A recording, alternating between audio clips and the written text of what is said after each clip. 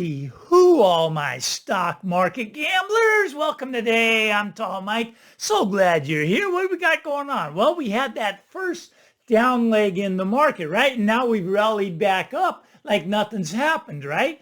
So everybody thinks the whole correction is over. Now, that's not my take. My take is that the S&P will not get above the 50-day moving average. We'll see how that plays out. But I think we have another down leg coming. Now, they may push the S&P up to the 50-day, and then they're going to have another down leg. And that down leg, I think, will go all the way down to the 200-day moving average, which was right around 5,000 on the S&P 500. Okay, so I think we're going to get another down leg. We've had the run up. I think we're going to test the 200-day. That's just my take. Yours may be completely different. All right. Let's get over to the other side of the market. Now, first, I want to talk about the Olympics that just ended, right? Summer Olympics came to a close, and a lot of people enjoyed it, right? Okay, Olympics, I like the Olympics. But here's the thing that really disappointed me. Well, there's a couple things that disappointed me, but I'm only going to talk about one of them here today. Now, I was at church the other day talking to Brother Rich, and he told me that the gold medals were not made out of gold. I thought that was shocking to me, right? I mean, a gold medal, you work your whole life to become good in a sport or an event, and you perform really well, and you get the gold medal, and how disappointed it's not even gold. So I had to Google it. I had to find out how much gold is actually in the gold medal. Less than 1%. Less than 1% is in the actual medal. Now, you go back 100 years ago, and the Olympics, the gold medal was actually gold. You go back 100 years ago, and the dollar could actually have a dollar of purchasing power. The dollar has lost 99% of its purchasing power, and the Olympic gold medal has lost 99% of its gold. Now, how about the silver medal? Silver, they're still making it with silver. Well, 92% silver. Okay. And the bronze, I don't really know. I'm sure the bronze is made out of, well, maybe bronze. I don't know. Bronze is pretty cheap, right? Okay. But the silver, 92%, but the gold down to 1%. Just like our dollar, we've lost 99% of our purchasing power. Now, tomorrow is an anniversary day, right? August 15th. And most of you know what that means. No, I'm joking. I didn't even know what that meant. But I just read an article about it. Okay, so on August 15th, 1971, that's the day they took us off the gold standard, right? Nixon closed the gold window. You used to be able to take your dollars and exchange them for gold. But Nixon said, no, we're losing all our gold. We don't have enough gold to back all the dollars, so we're closing the gold window. And we became a fiat currency. Now, since 1971, the dollar has lost 98% of its value against gold, right? Gold is up at around 2,500 now. Gold is still cheap. Why is gold still cheap? Well, because they keep printing the dollar. As long as they keep printing dollars, gold is going to remain a bargain. It's going to continue to move higher and higher and higher until the reset comes, when they reset against the dollar, right? They put gold back into the money. You see, the Constitution came out, and that, our forefathers, they saw this problem in advance, but our politicians aren't smart enough to recognize it. So they spend money like little leprechauns out there, and they got us off this gold standard. But you see, a Constitution says that the only thing that's money is gold and silver. That's the only thing that's money. Now, in 1965, they took the money out of our money. What do I mean by that? Well, they took the silver out of all the coins. Coins were made with silver. The dimes, the quarters, the half dollars, the dollars, they were all made with silver. But in 1965, they took the silver out, which means they took the money out of our money, right? And now we got to get back to sound money. Why do we got to get back to sound money? So we can get our country back, number one. As long as we allow these politicians to run wild and just spend the money that we don't have and send us down circling the drain, well, it's going to continue. But once we get back to real money, this will all stop.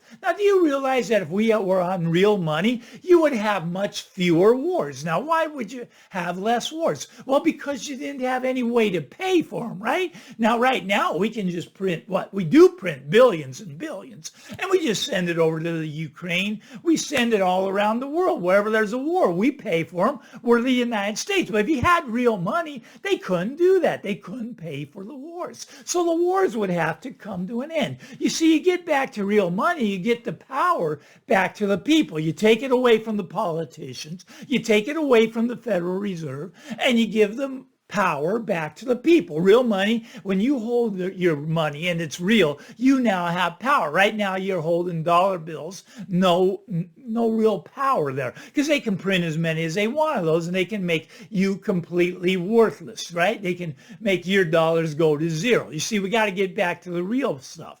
The real stuff is gold and silver. Now, you can do it on an individual basis. You can become your own central banker and you can go out and trade your currency, your fiat dollars, into gold and silver. Then you're holding real wealth. Now, someone asked a question in the comments the other day. I made a comment that we're all going to be millionaires and most of us will be billionaires, but we won't be able to pay our bills. Now, what do I mean by that? I mean that we're going to have hyperinflation. We're going to go like Zimbabwe, right? We're going to go like Weimar Germany. Maybe a loaf of bread's $1 million. So you'd have to be a millionaire just to eat. Now, most of us will become billionaires because, you see, there is no end in sight for this. They're never going to stop printing money. They're trying to inflate their way out of this debt problem we have. We have 35 trillion. That's just government debt, but unfunded liabilities well over 100 trillion. So that's just called 200 trillion we got to inflate away. And to do that, they're going to have to print a lot of money. And to do that, the loaf of bread is going to get close to that $1 million mark. I mean, it's really sad what's happened. We have to get back to real money. We have to save our country. We have to have price discovery. People will be able to afford to live once we force the government to go back to real money, go back to sound money, go back to gold and silver, back in the money, right? Okay, then we can get back to where we can afford to pay for things again. Right now, you're not going to be able to afford things. When you go to the grocery store, some of us will be able to afford to eat and some of us won't. They're going to try to exterminate the middle class, if you will. It's very sad what's going on, but they're going to see hyperinflation. Now, maybe we get deflation first, but if we get deflation, what are they going to do? They're going to print money and try to inflate the bubble bigger. We saw this back in 2008, right? I mean, they even came out and said, we're just going to print money into oblivion until we can blow the real estate bubble up again. That's basically what they said, right? And they've been successful with that. They made it the biggest bubble the world has ever seen, the real estate bubble. Now, when did it take $1 million to buy a starter home? The average price starter home is now $1 million in, well, over 100 cities across the United States. A starter home costs $1 million.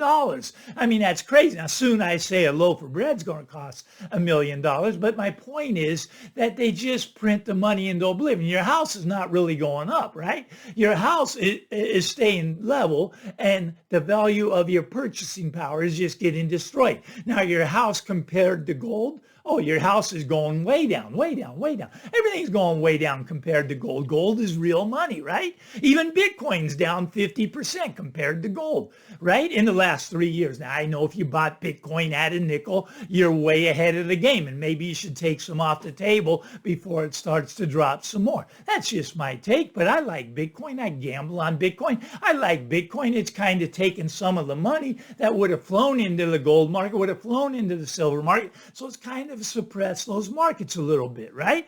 But you got 100 cities now where the average, well, not the average, a starter home is $1 million. It takes $1 million to buy the starter home. Now, this is not going to end well. Right now, according to Zillow, the average price home is, the average starter home nationwide is about $200,000. I don't know where these $200,000 homes are. I saw some in Nebraska when I was out there. I did see some homes in Nebraska. Very nice home. You can get a beautiful home for $200,000 if you want to live in Nebraska. Not a lot going on there, a lot of farmland. there is a university, but anyways, I don't know where all these $200,000 homes are because I go to the 100 cities where the average starter home is $1 million.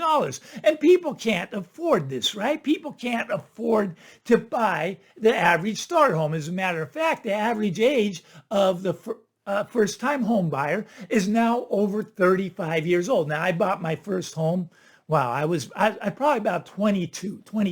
So the average age has gone up a lot. It's 35 plus. And believe me, if the parents weren't helping out the kids, that number would be way over 40, I'm pretty sure, right? Because the parents, they give the kids the down payment, right? That's the only ones that can get into a home now. Now, some of you, maybe you work for Google or maybe you work for Microsoft and you're real successful and you can afford to buy a home. But most people on the average income, they can't afford to buy a home. It's virtually impossible. They're going to be renters until the reset comes. Now, when you're renting, here's what I would do. I'd just take some of your money every week and I'd go down to the coin shop and I'd buy some gold. I'd buy some silver and I'd just hide it. Don't tell anybody you got it. Because I'm telling you, there's going to come a day. There's going to come a day. Now, I keep saying this, that the average price home in the United States is right around $420,000 right now.